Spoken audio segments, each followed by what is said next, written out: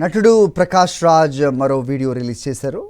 ప్రభుత్వాన్ని నాయకులను ప్రశ్నించే తన గొంతు ప్రజల గొంతులను నొక్కేస్తున్నారని క్లియర్గా అర్థమవుతోందని చెప్పారు. గాలి మాటలు సృష్టించి అక్రమ అరెస్టులు, దౌర్జన్యాల నుంచి తప్పించుకోవడానికి ప్రయత్నిస్తున్నారా అని నిలదీశారు. తన వాయిస్ మెసేజెస్ను ఎడిట్ చేసి ప్రభుత్వాన్ని అస్థిరపరిచే కుట్రగా ఒక మంత్రి పేర్కొనటం సరికాదన్నారు.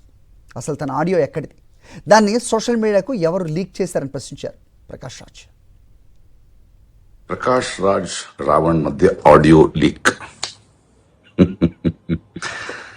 అంటే వేరే వేరే సందర్భంలో వేరే వేరే డేట్స్ లో వేరే వేరే ఇష్యూస్ మీద నేను చేసే తెలుగు ట్వీట్స్, దాని సెంటెన్స్ స్పెల్లింగ్ కరెక్షన్స్ కోసం మాట్లాడుకున్న వాయిస్ మెసేజెస్ ని తీసుకుని దాన్ని సోషల్ మీడియాకి లీక్ చేసి తర్వాత దాన్ని ఎడిట్ చేసి ఒకే కాన్వర్జేషన్ గా మాట్లాడుతున్నారు ప్రభుత్వాన్ని దించడానికి అనే ఒక మినిస్టర్ ప్రెస్ మీట్ ఇస్తూ మీరు చేస్తున్న ఈ నాటకం ప్రభుత్వాన్ని ప్రశ్నించే, ప్రతి నాయకుడిని ప్రశ్నించే నా గొంతుని, జనాల గొంతుని నొక్కేయడానికి చేస్తున్న ప్రయత్నం అని చాలా క్లియర్గా అర్థమవుతుంది.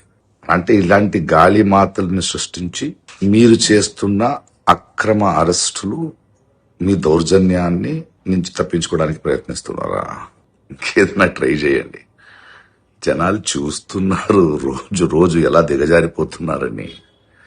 అవును, ఈ ఆడియో లీకులు మీకెలా దొరికింది?